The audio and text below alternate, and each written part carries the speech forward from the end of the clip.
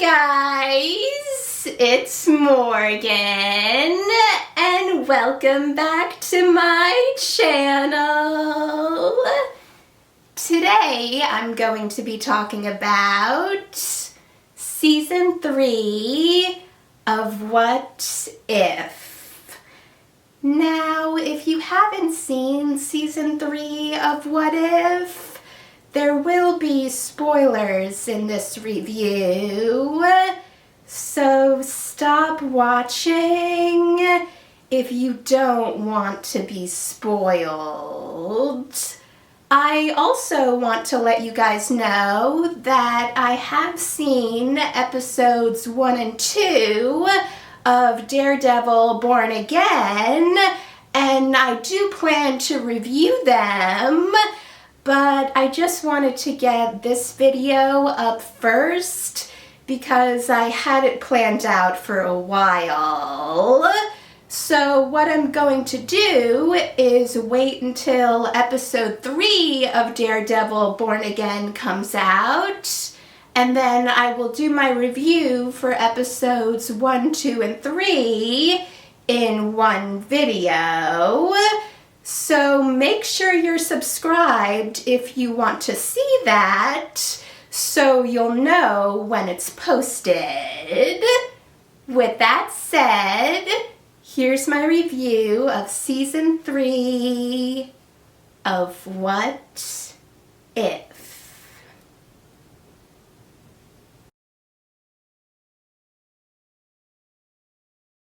I liked that in this episode, Bruce Banner and Sam Wilson met each other the same way Sam met Steve Rogers in Captain America: The Winter Soldier. And just like how I loved Sam and Steve's friendship, I also loved the friendship that Sam and Bruce formed, and how Sam would help Bruce with his stress, which would cause him to turn into the Hulk. But after Bruce turned into the Hulk in front of Sam and Sarah, he tried to use Gamma to get the Hulk out of him, but that just made everything worse, and he ended up setting free a whole new monster. When Monica Rambeau told Sam that they needed Bruce's help to fight the Gamma Beast, I was wondering if Sam said no because he blamed Bruce for the Gamma Beasts in the first place, or if it was because he didn't want Bruce to have to deal with what was going on and blame himself. But when Monica brought it up again, it was revealed that Sam blamed Bruce for the Gamma Beasts, which I thought was unfair, since it's not like Bruce knew what was going to happen when he tried to get the Hulk out of him. So it was good that Monica was able to convince Sam to talk to Bruce. I didn't blame Bruce for not wanting to help Sam fight the Gamma Beasts, since he hadn't had an incident in years and he didn't want to throw away all his hard work. But luckily, Bruce was able to help by giving Sam a plugin he wrote for the Mech's interface called the Mighty Avenger Protocol. It was also really nice when, before Sam left, he told Bruce that he never saw a monster when he looked at him. He only saw his friend. and he had hoped that if Bruce faced the Gamma Beasts, he would be able to see what Sam sees. I had a feeling that that was going to make Bruce help fight the Gamma Beasts, and I was right. It was pretty cool that the Mighty Avenger Protocol made all the Avengers mech suits come together to form one big suit to fight the Gamma Beasts. And it was doing pretty well for a while. But right when it looked like the Gamma Beasts were going to win, Bruce showed up and he told Sam that he had given the bomb that was on his island a fresh gamma core and was going to use it to defeat the Gamma Beasts. And even though there was a chance that Bruce wouldn't come back from it, he didn't care. And he told Sam that for the first time, he wasn't afraid. When it looked like Bruce was going to lose while he was fighting the Apex Gamma monster, I loved that Sam decided to help him. And Bruce was able to defeat the Apex Gamma monster and took its place by becoming a Mega Hulk. And then the other Avengers were about to attack Bruce since they were understandably worried about what he might do. But then Sam told them to stand down, and he was able to get through to Bruce, causing him to leave and take the other Gamma Beasts with him. I also really loved when, while they were watching Bruce leave, Monica told Sam that she was sorry since she knew that Bruce was Sam's friend, and Sam said that Bruce still is his friend.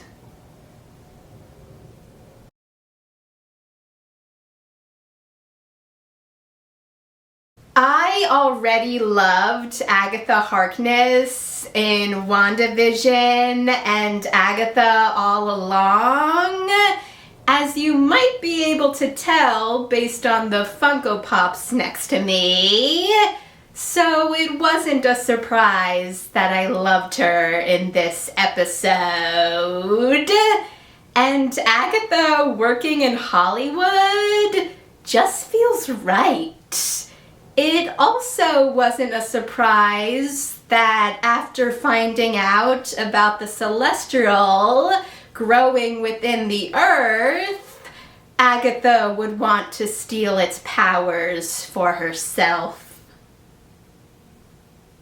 Something that I've always loved about What If is you're able to see characters who have never met in the Marvel movies before meet each other. And even though Agatha and Kingo were against each other at first, I thought they worked really well together. It was also really funny when Howard Stark asked them if they were a thing now, and at the same time they both said, "Sorry, not my type." It was pretty funny that Howard knew the whole time that Agatha was a witch and Kingo was a space robot, and he was fine with whatever they were planning on doing as long as he could film it for the movie. It was also really funny seeing Jarvis's reaction when Kingo said he was a space robot, and Jarvis's reaction when Howard revealed that he knew the entire time. But it was a very understandable reaction. Even though Agatha had to take his powers so she could take the Celestials' powers, you could see that Kingo was actually happy for Agatha while he was watching her rise into the air, and he also supported her while she was fighting Arishem. But after Agatha took Arisham's powers, she revealed that she had lied about wanting to save the world and had played the part of the reluctant hero in order to get Kingo to help her control the world. But knowing Agatha, this wasn't really a surprise. But luckily, Kingo was able to talk Agatha out of it, and their movie was a success. But this episode did end with other Celestials behind the Watcher.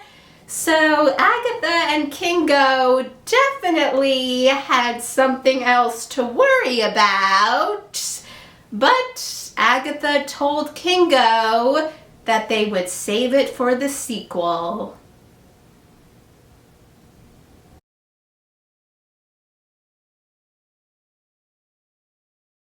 It was definitely good that in this universe, Alexei Shostakov, aka the Red Guardian, was able to stop Bucky Barnes, aka the Winter Soldier, from killing Howard and Maria Stark.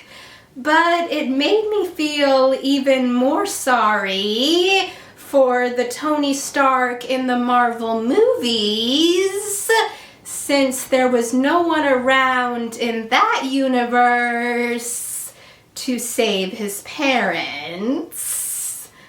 Alexei and Bucky were a really funny duo in this episode, and it made me even more excited to see them in the Thunderbolts.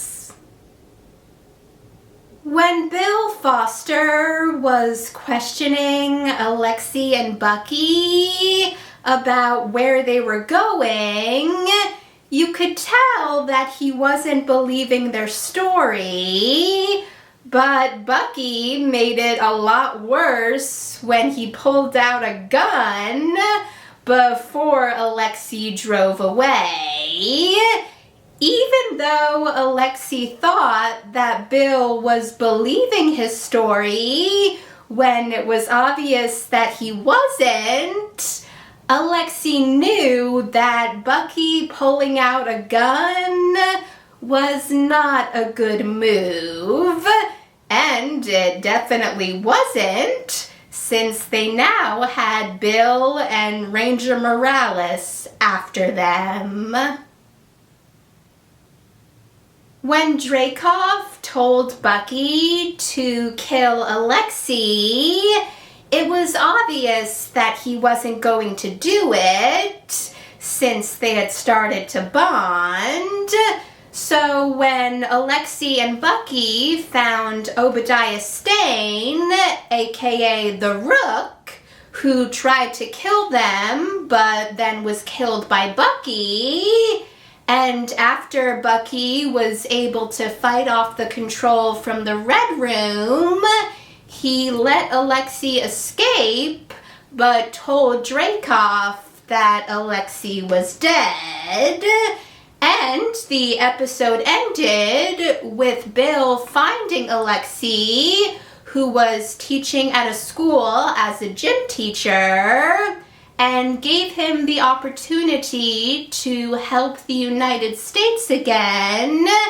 And the episode ended with Alexei fighting alongside the Avengers during the Battle of New York.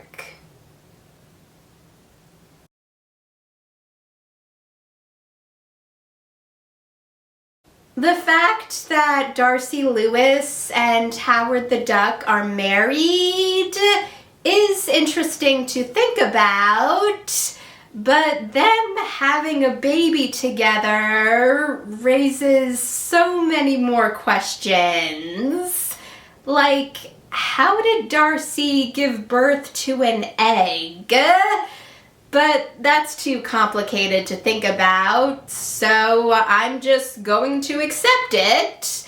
And they were happy, so I'm happy for them. When Darcy and Howard were given 2 tickets to the Grand Master's Grand Cruise Across the Stars, I understood why they were excited, but I had a feeling that something was going to go wrong during the cruise, since this is the Grand Master, and I was right, since the whole cruise ended up being a ruse in order for them to take the egg that Darcy and Howard's baby was in and eat it. But then Yondu showed up and stole the egg. It made sense that Darcy and Howard asked Nick Fury to help them get their baby back, but the way Fury said that they would make sure their egg stayed out of the wrong hands made me think that he didn't plan on giving Darcy and Howard their baby back. So Darcy and Howard would have to save their baby on their own.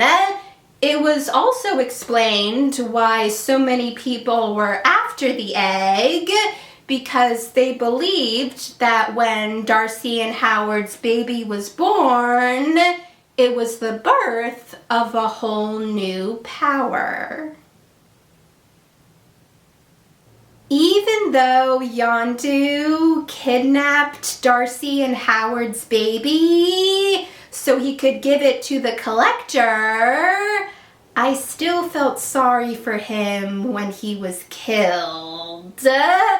And then the egg was going to be given as an offering to Dormammu, but luckily S.H.I.E.L.D. showed up and stopped that from happening. But just like I thought, Fury wasn't planning on giving Darcy and Howard their baby back. But then a fight broke out between S.H.I.E.L.D. and Dormammu's followers, and in the middle of the fight, Darcy and Howard were able to leave with the egg. It was nice that Loki was the only person who would help Darcy and Howard protect their baby. But then Loki's father showed up and took the egg, and then Zeus showed up, which made Darcy and Howard grab the egg and run.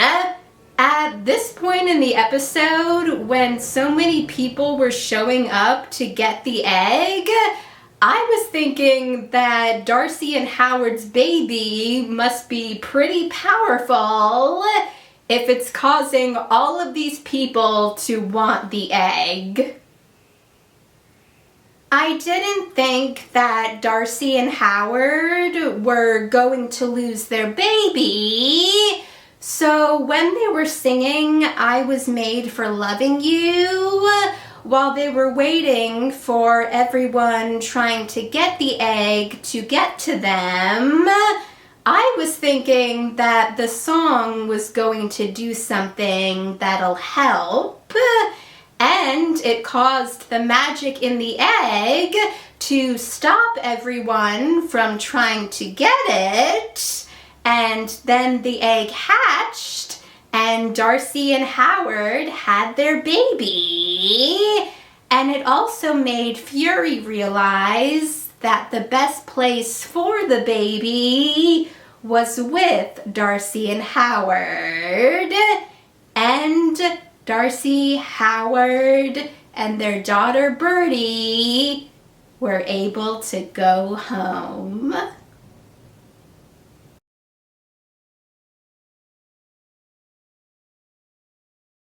When the Watcher said that in every variation of the universe that this episode was in, Riri Williams was its last best hope, and in every universe he's watched, she always fails no matter what she does, I just thought, well, that's depressing.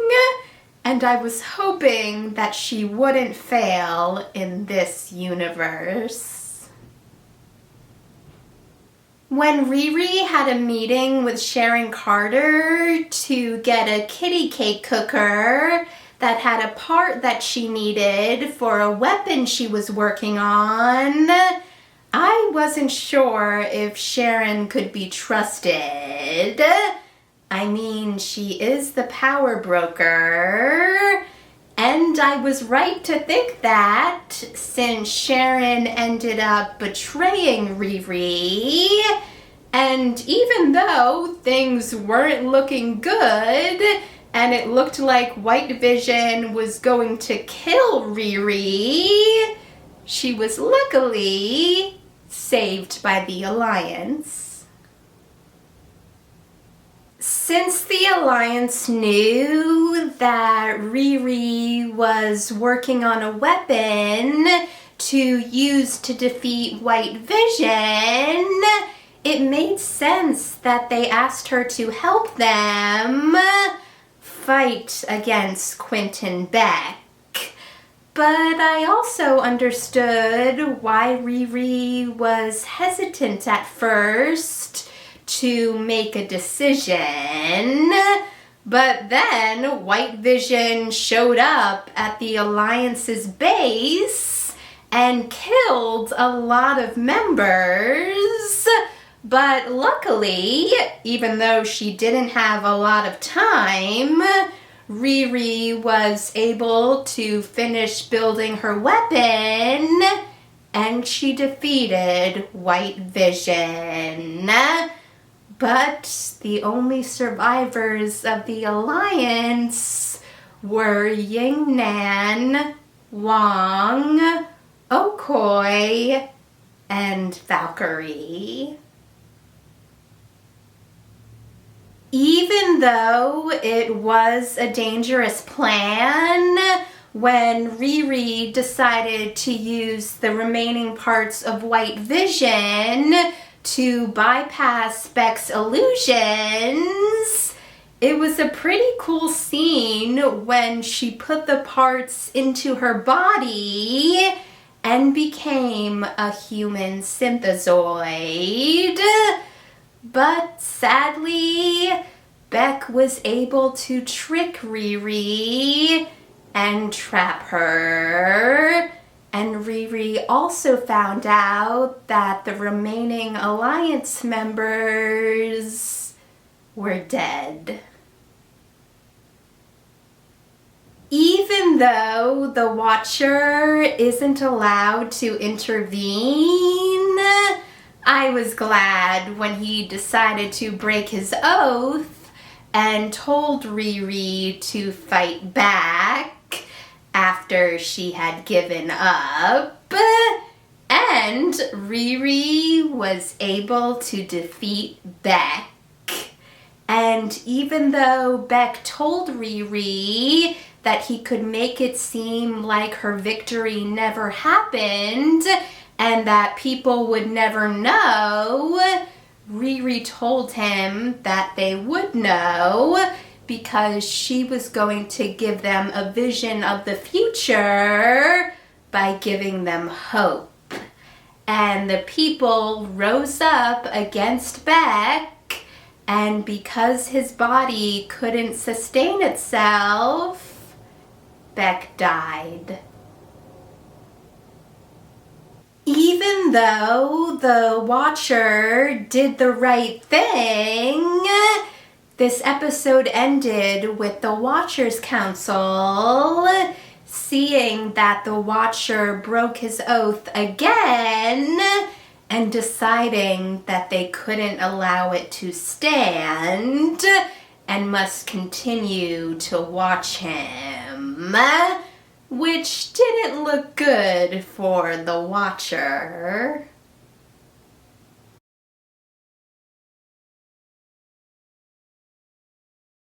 I really loved the team up between Shun-Chi and Kate Bishop, and they worked really well together when they were getting information about the hood from John Walker. Since we knew that Shun-Chi wanted to find the hood so he could find out what happened to his sister Xiling, who disappeared after a showdown with the hood, I was wondering why Kate wanted to find the hood. And then we found out that the hood had attacked Kate's family's homestead and there were no survivors, so it made sense why Kate wanted revenge. At first, I was suspicious about the fact that the hood left Junfan alive, especially since Kate had said that there were no survivors at her family's homestead. But since Junfan had hid, it made sense why he survived. And it was lucky that Shun-Chi and Kate found Junfan, since they were able to get more information about the hood, since he told them that the hood took everyone away on a ghost train. I felt really sorry for Junfan when he found his dad, but he and the other passengers on the ghost train didn't show any sign that they knew Shun-Chi, Kate, and Junfan were there. So when they met Sonny Birch and he told them that they were on a train of liberation and that the passengers were conscripted into a force that was going to change the world, I agreed with Shun-Chi when he said that conscription didn't sound like freedom. I was worried about Junfan when he was being chased, especially since Sonny gave orders to kill him. So I was very glad that the Watcher helped him. Also, since Sonny said that the hood would only talk to Shun-Chi, it made me start to wonder if Xiling was the hood. I mean, the hood did say that if Shun-Chi joined them, he would find out what happened to his sister. And the only reason I could think of that the hood would want Shun-Chi to join them would be if it was his sister. And I was right.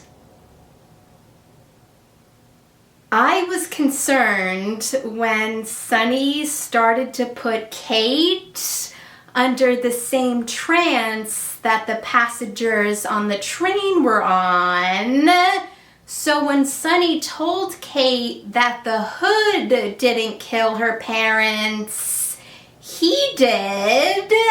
I was hoping that would make Kate fight against the hypnotic song, but it didn't.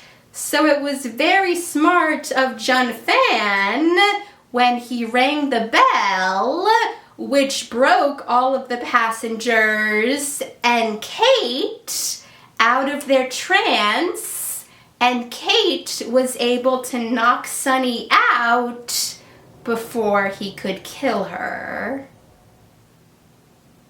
I really thought that Shun-Chi was going to be able to get through to Xialing before she could kill him, but Kate shot her without realizing who it was. And it was really sad that Xialing called Shun-Chi brother before she died. But it was good when, after Kate realized that she killed Shun-Chi's sister, she told him that she was sorry and that she didn't know. But Shun-Chi didn't blame Kate. He only blamed the hood.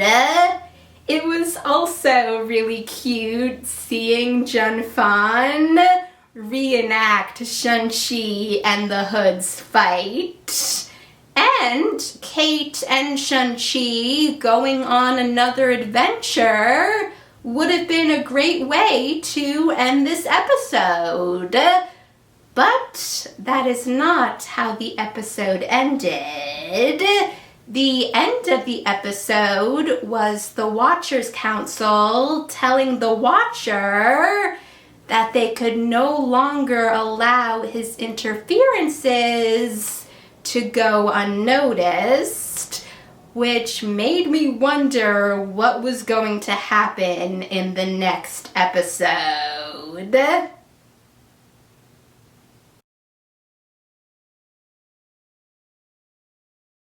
It was great to see Peggy Carter, aka Captain Carter, again, since the last time we saw her was in season 2, and her team, which included Birdie the Duck, Kahori, and Storm, worked really well together when they were helping Nebula, Groot, and Korg.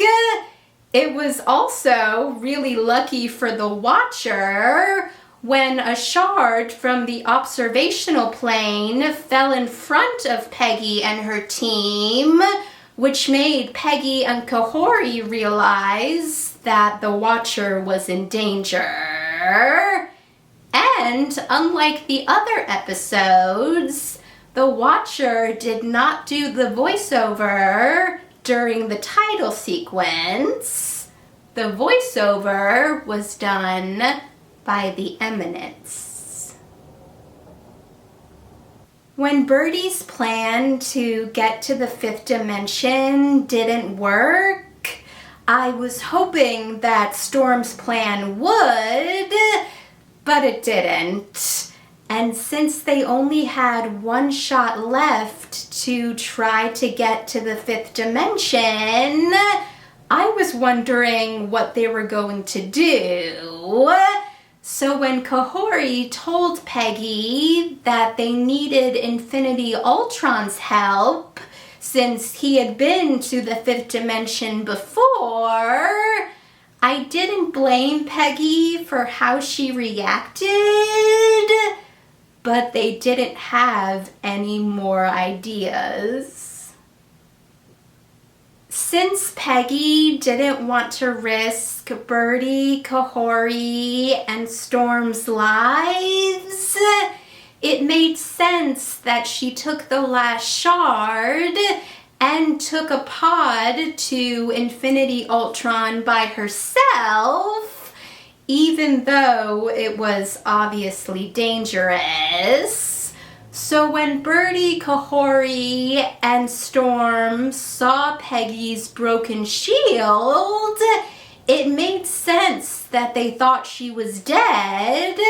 And when Infinity Ultron showed up and told them that Peggy was gone, it made sense why they started to fight him, thinking he had killed her. But he was able to stop them and tell them that Peggy was taken by another Watcher, and Infinity Ultron agreed to help them save Peggy and the Watcher.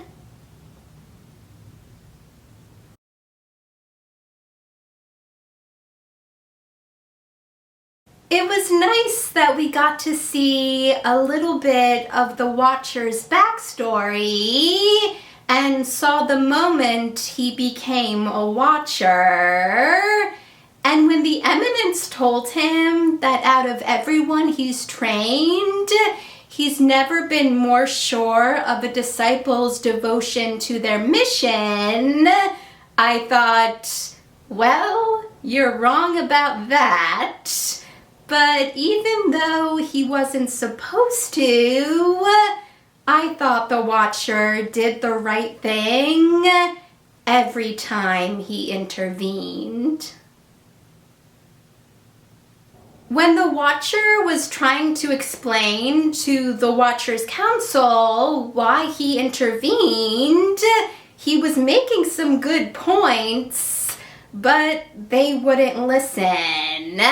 And they showed him that they also captured Peggy, and when the Watcher asked Peggy what she was doing there, and she told him saving him, it was a little funny, since she obviously wasn't doing a good job. When Infinity Ultron showed up to save Peggy and the Watcher from the Watcher's Council, I understood why the Watcher was surprised when he realized that Peggy was with Infinity Ultron, but his reaction was really funny. And it was also really funny when Peggy congratulated the Watcher and said he now knows what a surprise feels like.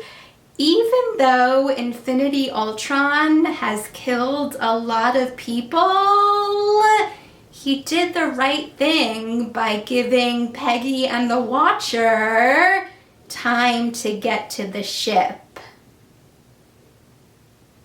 Since the powers of the Watcher's Council were so great, I couldn't see how they could be defeated. So when the Watcher told Peggy, Kahori, Birdie, and Storm to take the Watcher's oath, I was surprised. But because they took the oath, it gave them the powers of a Watcher, which meant they were able to fight against the Watcher's Council, since they were on an even playing field. I was also really proud of the Watcher when he said that he wasn't no one, he was Uatu.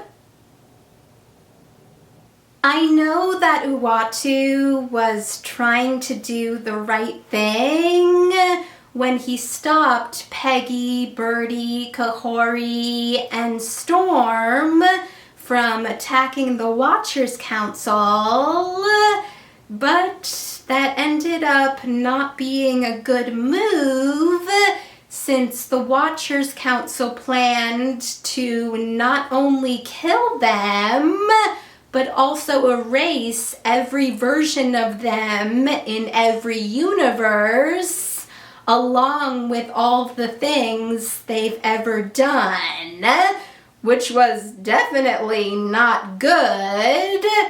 But luckily and sadly, Peggy sacrificed herself because she didn't want to lose any more of her friends, and she was able to send everyone to the universe that Doctor Strange Supreme created in season 2. And while they were there, the Eminence couldn't use his powers, which made him finally agree to let Uatu teach him what he's learned. It's sad that this show started with Peggy becoming Captain Carter and ended with her death. But it was hopeful when Uatu told Birdie, Kahori, and Storm that Peggy might still be with them and that someone is always watching, and that for the first time in a long time since Peggy's sacrifice, he felt like someone was watching over him. And when Storm asked Uatu if he knows if there's a road beyond everything that they've seen, Uatu said that with some mysteries, the answer is another question. What if? Since this is the last season of What If, I'm assuming that Kahori, Birdie, and Storm will become Watchers with Uatu, since they still have the powers of a Watcher. And I'm also wondering if we'll ever see Uatu in a live-action movie or live-action TV show. And if we do, I just hope they do it right. And I hope that Jeffrey Wright still plays him. Also, episode 2 ended on a cliffhanger that never got resolved. So I guess we'll never know what Agatha and Kingo do about the Celestials, unless there's another show that tells us. Thanks for watching, guys! If you saw season 3 of What If, let me know in the comments what you thought about it. And if you want to see any of my previous What If reviews, check out the playlist. And if you want to see any of my future videos, including my review for episodes 1, 2, and 3 of Daredevil Born Again, hit that subscribe button, and I'll see you in the next video. Bye!